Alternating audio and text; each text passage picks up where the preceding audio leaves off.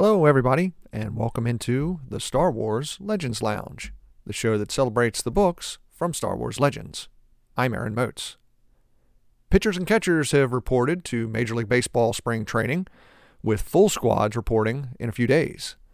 If anyone out there is looking for a baseball team to root for, now's the time to jump on the Baltimore Orioles bandwagon. I just got a new cap last week to prepare for the upcoming season. And of course, they know what baseball is in the Star Wars galaxy.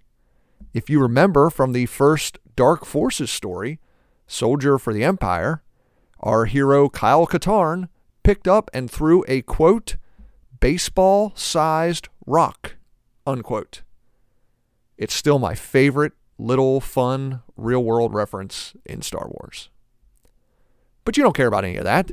You're here to talk with me about today's book, Clone Wars Gambit, Stealth, by Karen Miller. It's a story of spying and subterfuge, as the Republic seems to be losing control of the war.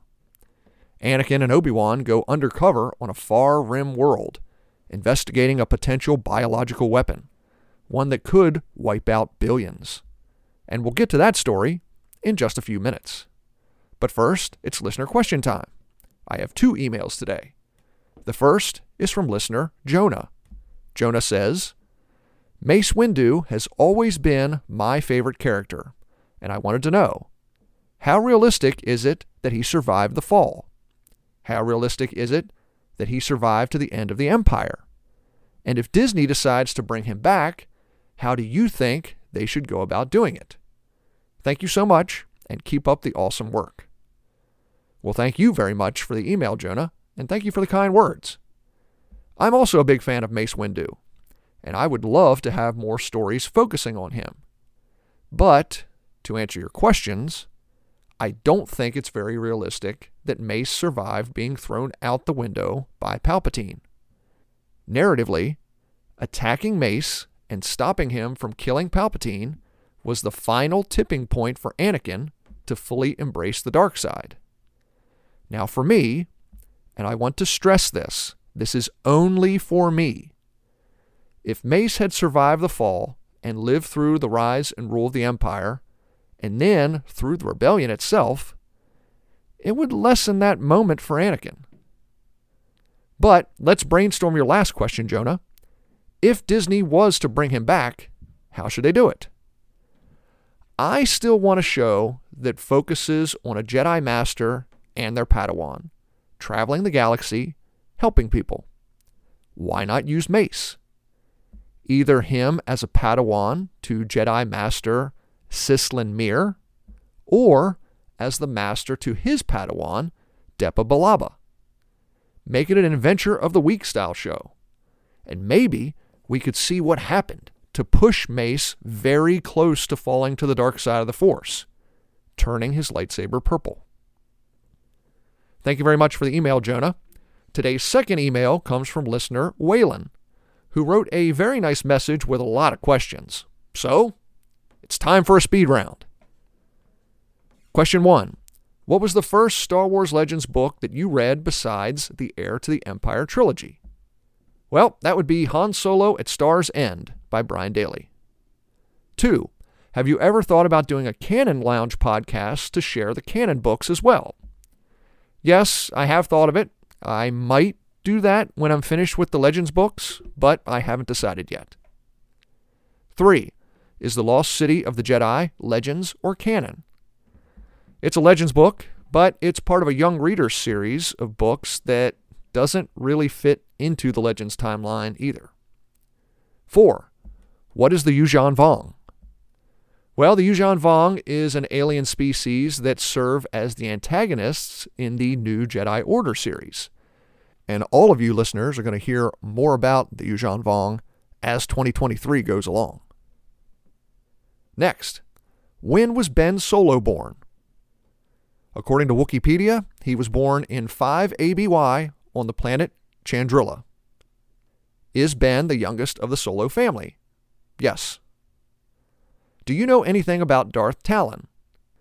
Not much. I know that she was a Twi'lek Sith from the Star Wars Legacy comics in Legends, that focus on Cade Skywalker, one of Luke's descendants. But I've never read any of the comics, so I can't really tell you much more than that. Do you record at your house, or do you go somewhere like a studio? I record at home, mostly either at the kitchen table or in the basement. And finally, can you read Dark Force Rising and The Last Command without reading Heir to the Empire and still understand what's going on? I think you can get the gist of it. Some people can probably understand it better than others, but for me, that would be really difficult. I would definitely suggest reading Heir to the Empire first. Thanks for the questions, Waylon. Now, listener, if you want to be really cool, like Jonah and Waylon, feel free to contact the show. Send me an email at swlegendslounge@gmail.com or send me a tweet at legendslounge1. And if you'd like to get your voice on the show, just record a short message and email it in. And I've got one of those coming up at the end of the show. A wonderful message from Mo, Emerson, and Pedro. Stay tuned for that. But for now, it's time to look at today's book, Clone Wars Gambit, Stealth, by Karen Miller. Grab yourself a drink. Let's head in to the Star Wars Legends Lounge.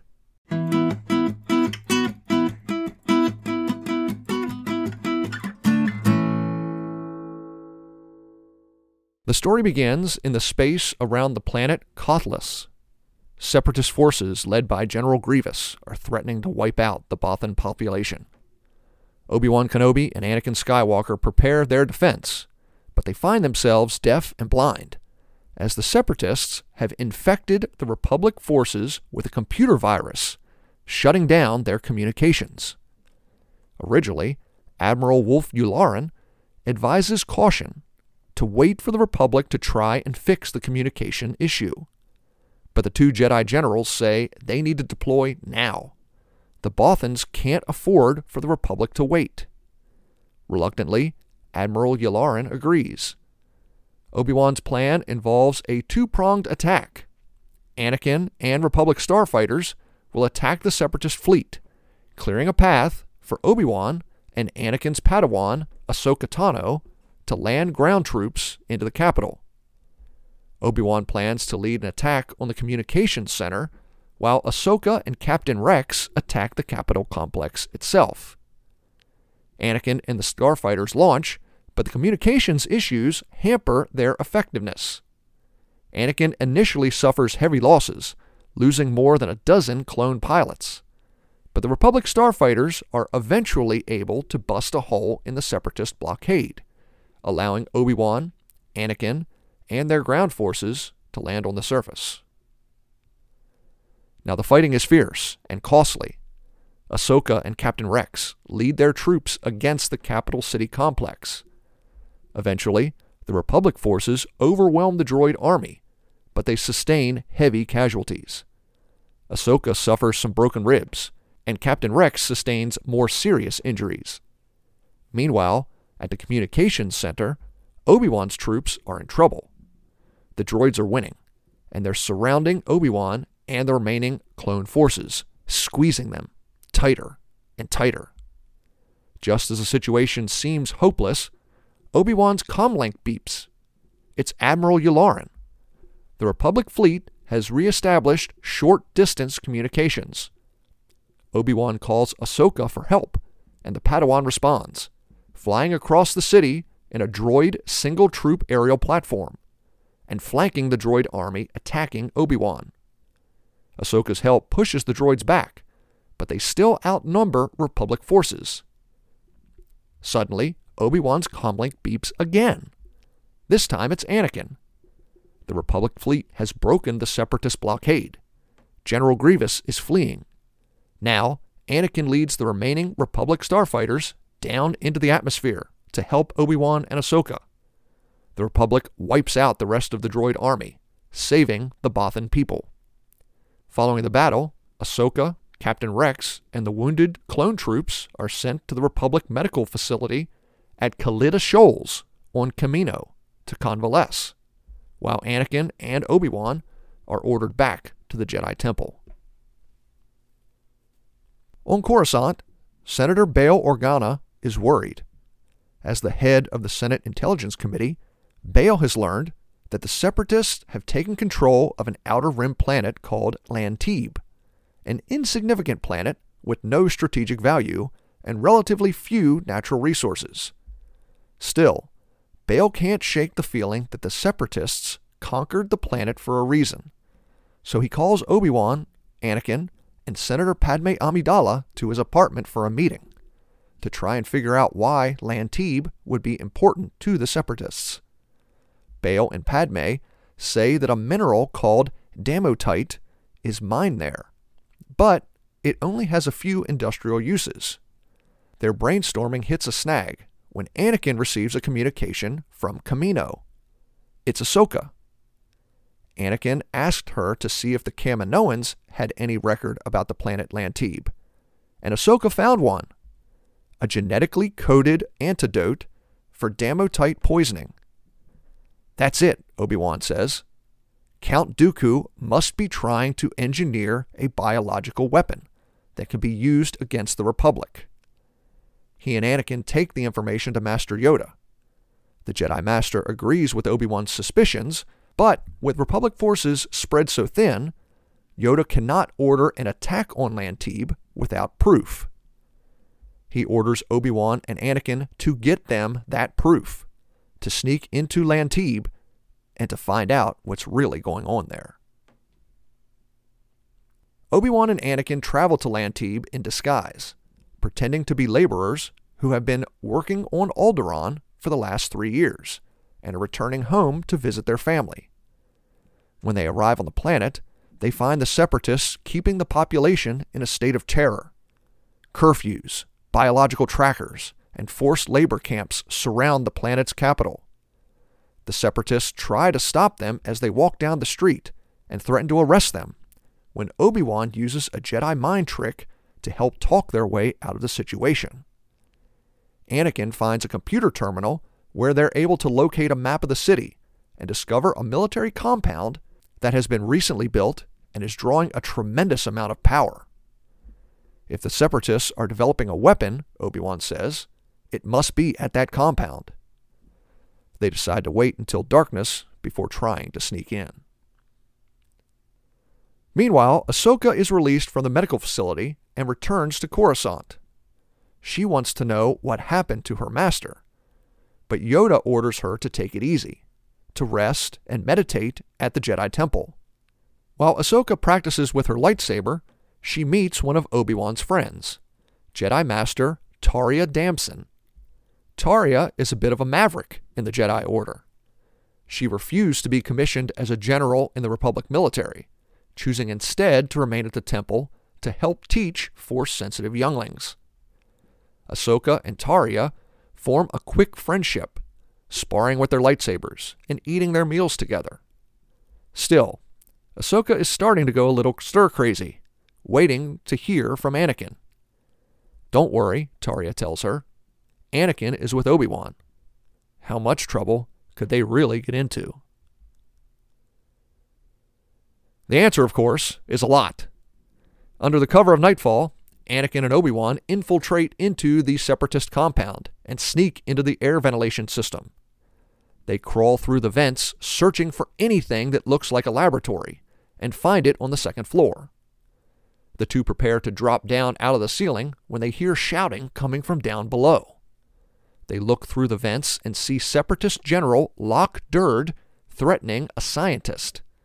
The woman's name is Dr. Bantina Fernan, one of the galaxy's foremost scientific minds. General Durd orders Dr. Fernan to hurry up. Count Dooku is growing impatient. He wants his weapon. Durd throws Dr. Fernan to the ground and kicks her repeatedly, telling her that if she doesn't finish her work soon, he'll order his assassins to kill her friends and family. Reluctantly, Dr. Fernan says she's almost finished and promises that the weapon will be ready soon. When General Durd leaves, the Jedi drop down out of the ceiling and land in front of Dr. Fernan, surprising her. She asks if the Republic is there to rescue her and save her loved ones, but Unfortunately, Obi-Wan says they didn't even know that Dr. Fernand was here. They're only here investigating the possibility that the Separatists are developing a new weapon to use against the Republic.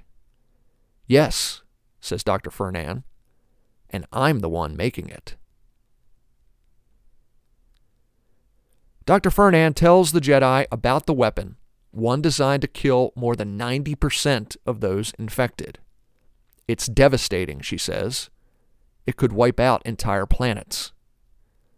Obi-Wan asks why she's doing this, when Dr. Fernand says she's working under duress.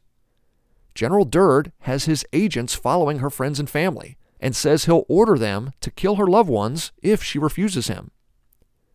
Obi-Wan orders Dr. Fernand to delay her work until he can contact the Republic and organize an attack on Lantebe. But Dr. Fernand says that won't work. General Durd wants the weapon now. Still, she'll make them a deal. She'll delay General Durd as long as she can, if the Jedi can get her loved ones to safety. Obi-Wan is reluctant to agree with the offer, but Anakin jumps in and promises to contact the Jedi Temple, and says they'll save her friends and family. Anakin asks her to hold out for 3 days. If Dr. Fernand can do that, they'll rescue her loved ones and get her to safety. Obi-Wan and Anakin return to the city and sneak into an abandoned electronics shop. Anakin uses the equipment they find there to enhance the signal from Obi-Wan's communicator, allowing them to get a signal all the way back to Coruscant. Obi-Wan tells Master Yoda about the bioweapon, Dr. Fernand, and General Durd holding her hostage. He says they've promised to save Dr. Fernand's loved ones in exchange for her help sabotaging the bioweapon. Obi-Wan says they have 3 days. Until then, he and Anakin will stay there in the shop, waiting to hear back from Yoda. Following the discussion with Obi-Wan, Yoda sends for Taria and Ahsoka and orders them to Dr. Fernand's home planet, Corellia, to save her mother. Traveling in disguise, the two track Mata Fernand to a market. Trailing Mata from a short distance, Taria and Ahsoka feel a warning in the Force. A dark presence is also in the crowd, and they soon find him, an Anzati assassin. Quickly, the Jedi grab Mata and escort her out of the market, but they're unable to avoid the assassin. The Anzati attack them as they arrive at their speeder. Taria shoves Mata down between the seats. Then she and Ahsoka ignite their lightsabers and leap into action. The two advance, but the assassin is good, firing with a pair of concussion grenade launchers, forcing the Jedi back to the speeder. Taria sends Ahsoka a message through the Force. Instantly understanding, the Padawan moves forward, drawing the Anzati's attention. Ahsoka swings her lightsaber in a whirl, confusing the assassin. Quickly, Taria takes advantage of the moment, leaping at the Anzati. She uses the Force to yank the grenade launchers from his hands, then flips the assassin, dropping him to the ground, knocking him unconscious. Back on Lantebe, General Durd storms into Dr. Fernand's cell. The general says he knows the doctor is talking to someone. She denies it, but the general says she's lying. His droids have found a communicator in her room. Again, Dr. Fernand denies the general's accusation, but he's fed up and calls one of his agents to eliminate one of the doctor's friends. Dr. Fernand is frantic, begging the general, "Please, don't hurt anyone." But it's too late. The general shows her a live holofeed from one of his assassins. There's no sound, but the video is horrifying. It shows one of Dr. Fernand's best friends playing with his children when a bright red blotch appears on his shirt. The man looks down in shock, grabbing his chest, then falls to the ground, dead. General Durd turns off the holofeed and tells the doctor that if she doesn't tell him who she's been in contact with, her mother will be next. Utterly defeated, the doctor whispers, "It's the Jedi," betraying Obi-Wan and Anakin. She says, the Jedi plan to return that night to try and rescue her. Anakin and Obi-Wan leave the electronics shop as night falls. They take the same route that they used before to try to sneak in. But just as they breach the compound, Obi-Wan gets a warning in the Force. Something's not right. He and Anakin are in danger. They stop to get their bearings when floodlights suddenly come on. Obi-Wan looks around to find he and Anakin surrounded by battle droids. General Durd orders the droids to fire, trapping the Jedi in a barrage of laser bolts. The situation is grim when Anakin spots a speeder nearby. He tells Obi-Wan to cover him while he starts the speeder. Together, they escape death by zooming out of the compound, hoping to find a place to hide in one of the small villages in the Lantebe wilderness. Time for a break. When we return, I'll talk more about Clone Wars Gambit, Stealth. I'm Aaron Moats. Stay tuned. You're listening to the Star Wars Legends Lounge.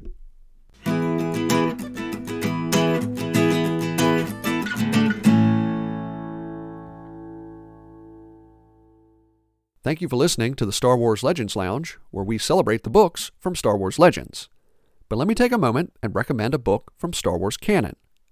Aftermath is the beginning of the story following the Battle of Endor. The Empire's in disarray. Now its remaining leaders meet on a distant world to plan a counterattack. How will the rebellion handle the lingering Imperial threat while trying to start a new republic? That's Aftermath by Chuck Wendig, the first book in the Aftermath trilogy.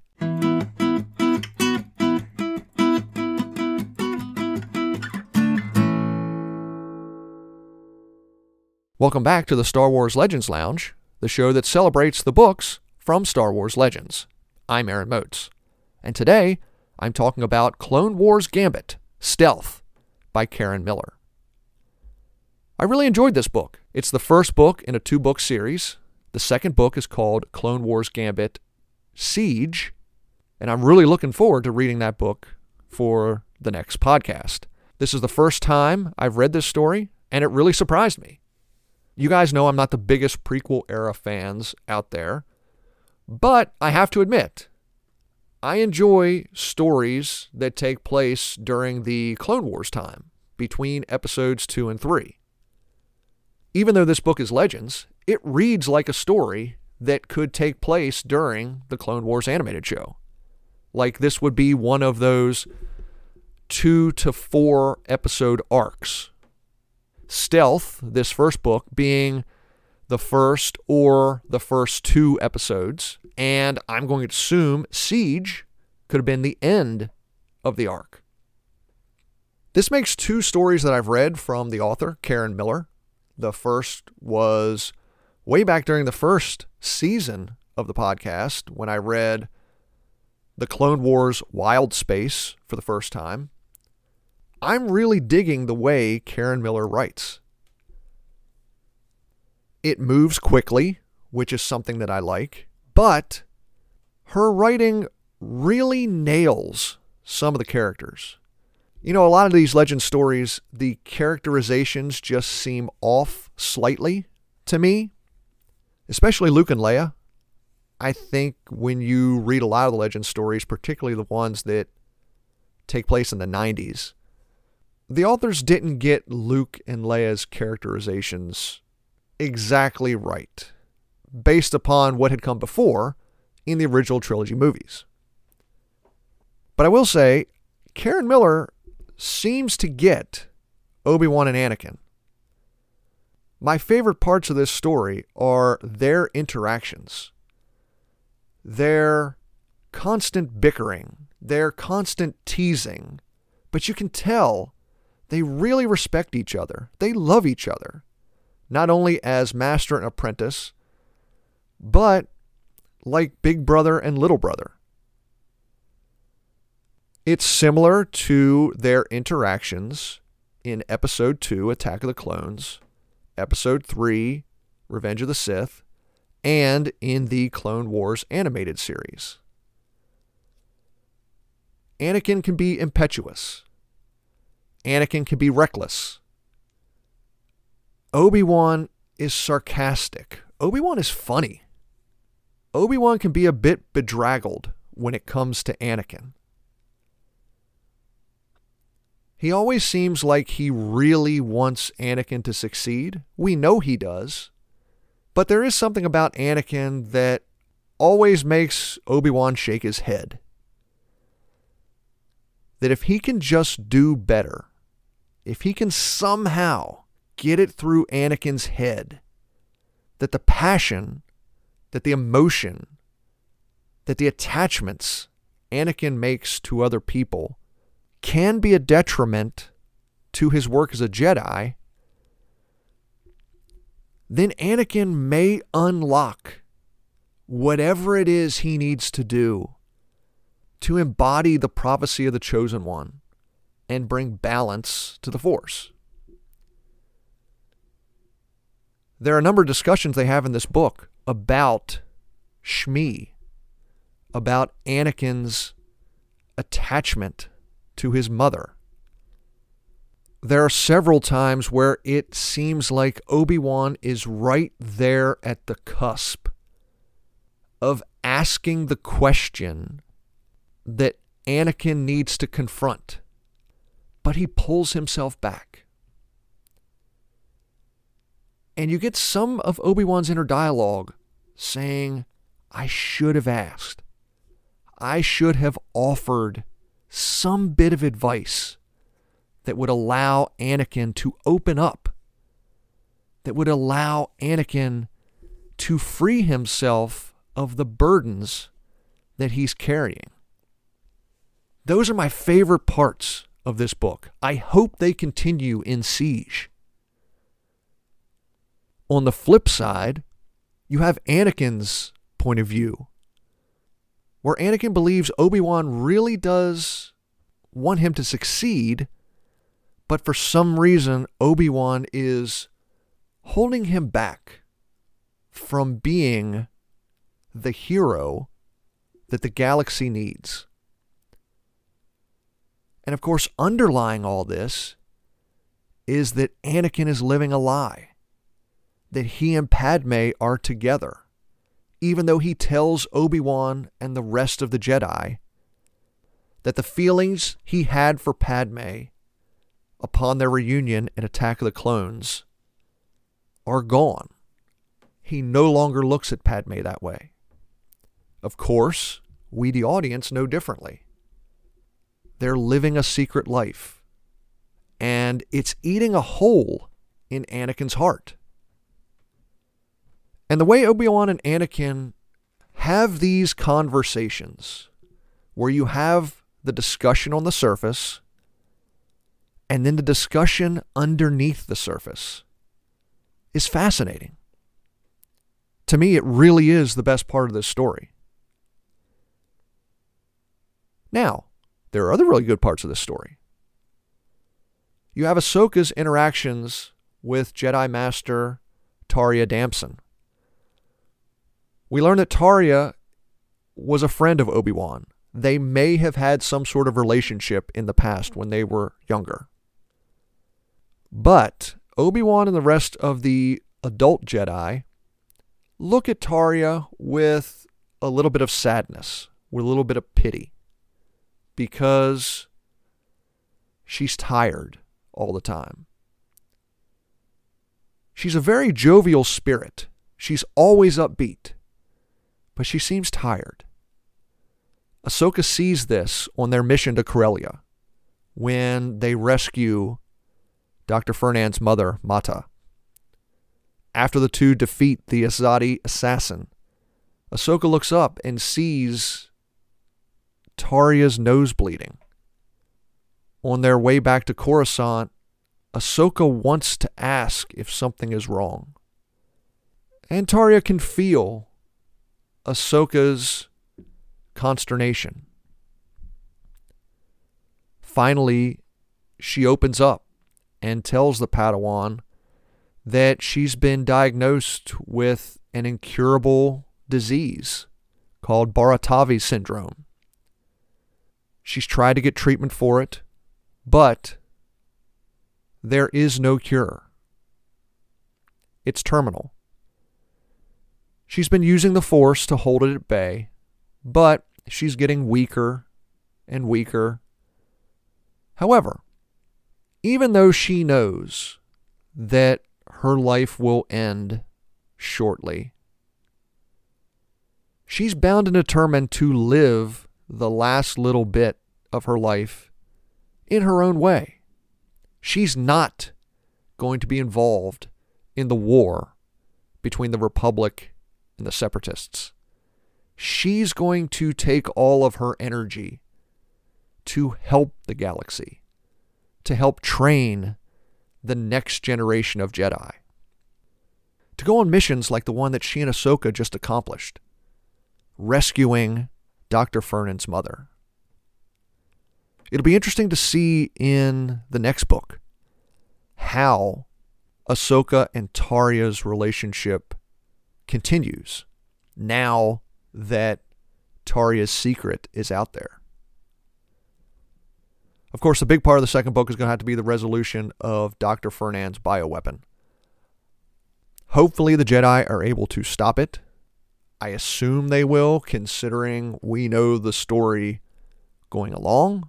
But the question is, how will it happen?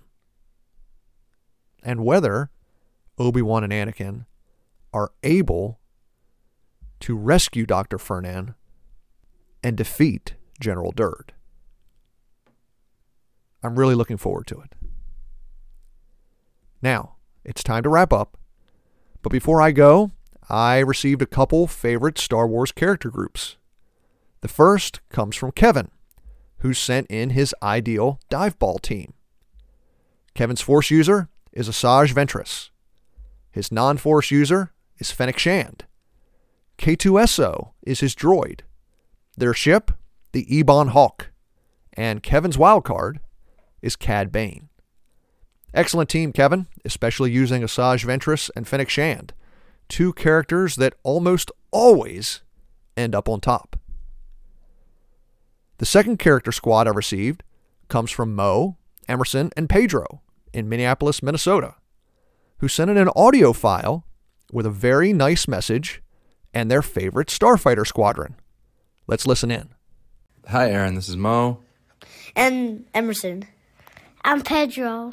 And we just finished listening to all the episodes of your podcast, and we wanted to say thank you because we really love the show. Do you want to say anything? Yeah. And I love how you talk about the characters and explain how you think about them. Do you want to say anything? Thank you, Aaron. And we were just I was really blown away that both my boys really loved the show because they're 5 and 7 and they were still hooked listening to it. So that was impressive. We also have a squad that we want to share. Emmy, do you want to say what's our squad's name? It's Kyber Squad. Okay, and who's our squad leader? Hera Syndulla. And who else is in First Flight? First Flight, Hera's wingman, Obi-Wan. And who else? Then Poe, and then Jaren. Okay, so then who's Kyber for Second Flight leader? Luke Skywalker. And who else is in this Han and Chewie in the Falcon. Okay. Who else? Keep going. Rey Palpatine Skywalker. And Kyber 8? Kyber 8, Kylo Ren. Okay. And what about Third Flight? Third Flight leader, Wedge Antilles. Wedge's wingman, Sabine Wren. And the Bad Batch. So the Bad Batch would be Kyber 11. 11. And Kyber 12. Anakin Skywalker. And that's Kyber Squad. Yeah. Thank you, Aaron. Thank you, Aaron. Thank you. Oh, tremendous. Emerson, Pedro, you did it. You two picked the best squadron I've ever heard. Kyber Squad is amazing. I mean, you have the best pilots in the galaxy with Luke, Anakin, Rey, Poe, Wedge, and Han and Chewie. Then you have Obi-Wan, Kylo Ren, Din Djarin, Sabine Wren, and the entire Bad Batch for ground missions?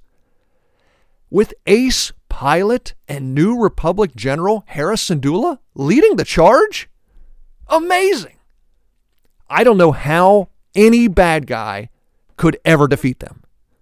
Thank you so much for sharing Kyber Squad with me. What a wonderful way to wrap up today's show. Thank you, Mo, Emerson, and thank you, Pedro.